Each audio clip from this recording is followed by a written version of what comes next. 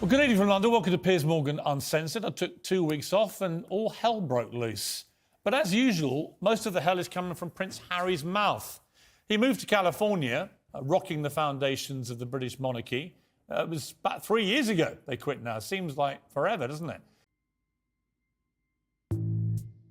Prince Harry's book, Spare, caused a big stir in the royal family when it first came out.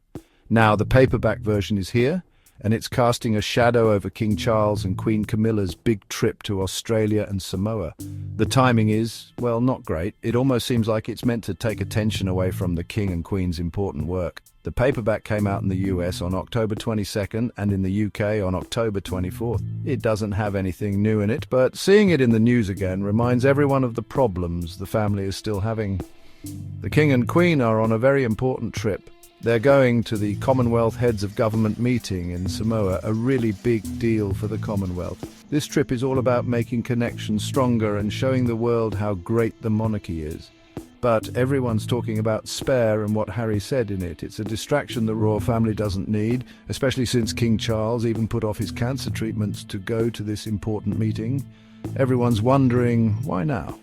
Why release the paperback at the same time as this big trip? Some people think Harry's publishers did it on purpose to get more attention because of all the drama. Others think Harry did it to overshadow his family and make sure everyone's still talking about him. Whatever the reason, it seems like he's trying to cause trouble. The claims he's made this week have detonated a bomb. But this weapons-grade hypocrite has done nothing more than reduce his own reputation to rubble. And after torching what's left of the bridges back to his family, he now begins a new personal journey, we're told. One that ends with ridicule and irrelevance. The prince who fled Britain to protect his family's privacy has laid bare every tawdry detail of his private life, from drug abuse to intimate conversations with his father, the king, even at Prince Philip's funeral. The dad who fears for the security of his family, apparently, has put a target on their backs now, and on the backs of the royal family, and on his former military colleagues, with his stupid boasts about killing 25 Taliban, or as he calls them, chess pieces. And the Be Kind ambassador, so earnestly invested in women's rights, brags about mocking a disabled matron at his prep school. He names her. She's called Pat. He said she was greasy and too ugly for him to feel horny. Think about that woman tonight, having to deal with that in what will be one of the biggest red books of the year. How does she feel if she's still around? I don't know. How does her family feel about that? He also exposes how he lost his virginity, says he mounted some woman behind a pub and she spanked him on his ass. Did he check that terminology with Meghan Markle? Hasn't she just literally done a podcast series trying to eliminate sexist terminology from men? Oh dear, Harry. The discarded son who just wants private, clear-the-air talks with his family, if only he wasn't scared they'd be leaked, has now leaked everything. And I mean everything. I read it all today. It is mind-blowing. Most outrageously of all, Harry and Meghan allowed claims to swirl about racism in the royal family for almost 2 years. They made a 6-hour documentary about it. They accepted a Human Rights Award last month for fighting structural racism in the royal family, all based on what they told Oprah Winfrey.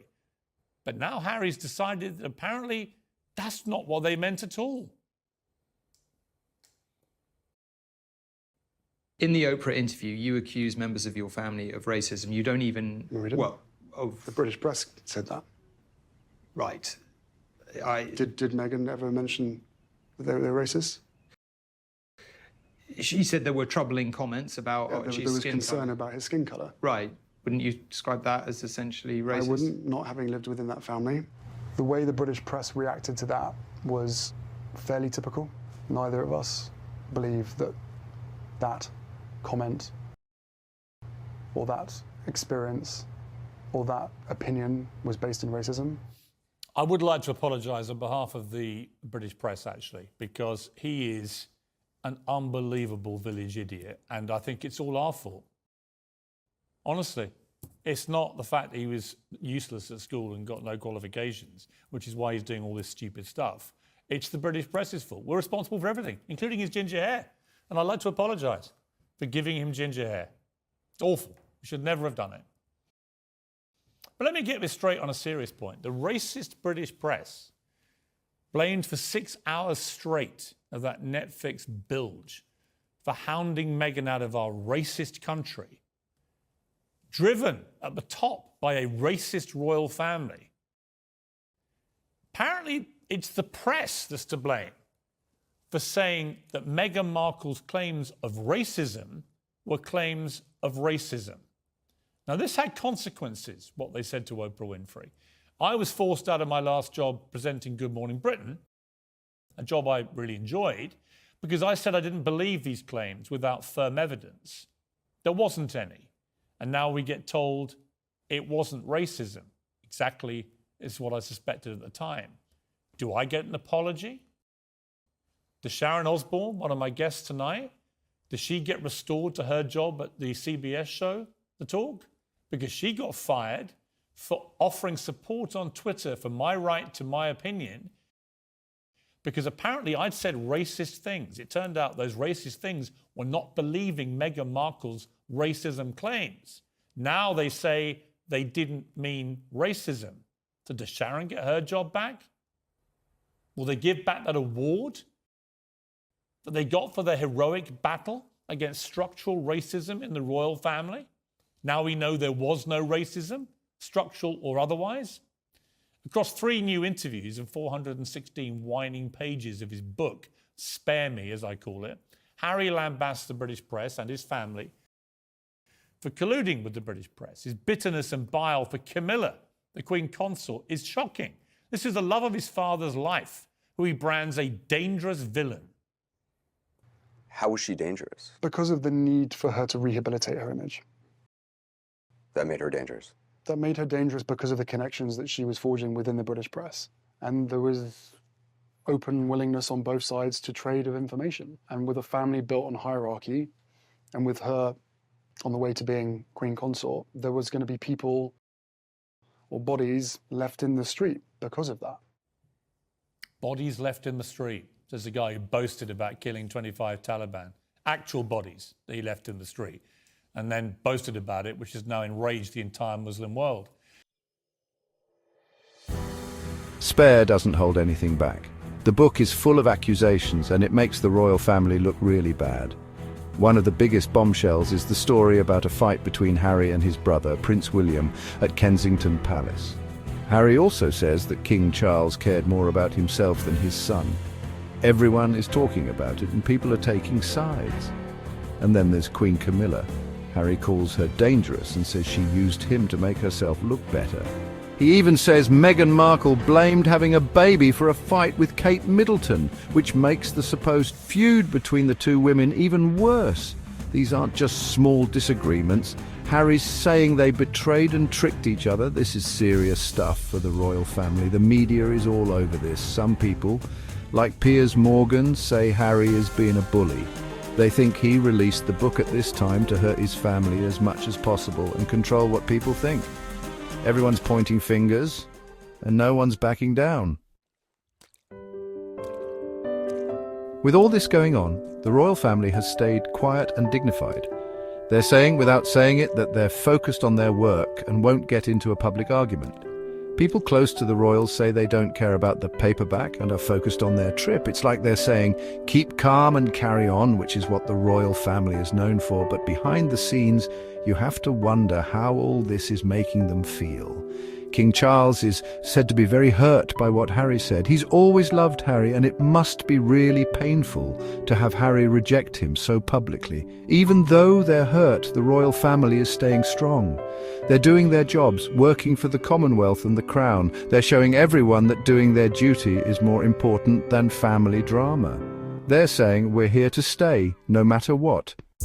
But Camilla was apparently dangerous because she forged relationships with the media, says the man who's pocketed over $100 million by forging relationships with media entities like Netflix, Spotify, Oprah Winfrey, James Corden, CBS, ABC, and so it goes on. He says his brother, the Prince of Wales, attacked him because he was riled by reading stories in the tabloids, but also that his brother placed those stories in the tabloids himself. He slams a memoir by Diana's butler, Paul Burrell, as one man's self-justifying, self-centering version of events. My God, the irony of this! From a man who's literally just produced the single most self-justifying, self-centering version of events imaginable. And if we want any more evidence of Harry's complete loss of self-awareness and utter delusion, it's surely in that claim that the book was never intended to do any harm or hurt to his family. You said you want your father and brother back. Do you think that this book is going to bring them back, or are they going to further divide you? I have thought about it long and hard, and as far as I see it, the divide couldn't be greater before this book. But I genuinely believe that if me and my family can reconcile, can put our differences behind us, but first there needs to be conversation and accountability. And if that doesn't happen, then that's very sad. Compensation and accountability. Is that a joke? Is that a joke? You're the one doing all the attacking. You're the bully. You're the one trashing your family in public, not the family that stayed silent throughout this onslaught that's been going on now for several years. What's sad, Harry, is your public self-destruction and the remorseless way you've savaged your own loved ones to airbrush yourself. Please don't make my final days a misery, King Charles said to Harry after Prince Philip's memorial. We know that because Harry's told us. He's revealed that most excruciatingly private conversation with his father, our new king. Imagine what he would have said if a tabloid newspaper had revealed that conversation. It's disgusting. How dare you invade my family's privacy? This proves what I say about you all. You're revolting. Yeah. Maybe. But what does it make you now you've done exactly the same thing that you've been ranting about for years? Harry and Meghan, let's be clear, have sold their royal souls for a life as reality stars, trading every private cough and splutter for cash. The royal family has said nothing about this volley of abuse. It's maintained a dignified silence, which I think is the correct response. Because without the royal gravitas, without the titles, Harry and Meghan, well, what are they? They're just another version of the Kardashians. The paperback of Spare has everyone asking, did the publisher do this to sell more books, or did Harry do this to hurt his family? The timing, right when the King and Queen are on this important trip, is definitely suspicious. It seems like Harry wanted to get attention and make sure people heard his side of the story, but Harry has also talked about how hard it was to share his story. He says he left out even worse stuff because he didn't want to hurt his family more. Maybe he just wanted people to understand him, even if he went about it the wrong way. The truth is probably somewhere in the middle. Maybe Harry is both a victim and someone who caused his own problems. What we know for sure is that Spare has made things worse between Harry and the royal family. Everyone's hurt and there are a lot of unanswered questions. Only time will tell if they can ever fix things.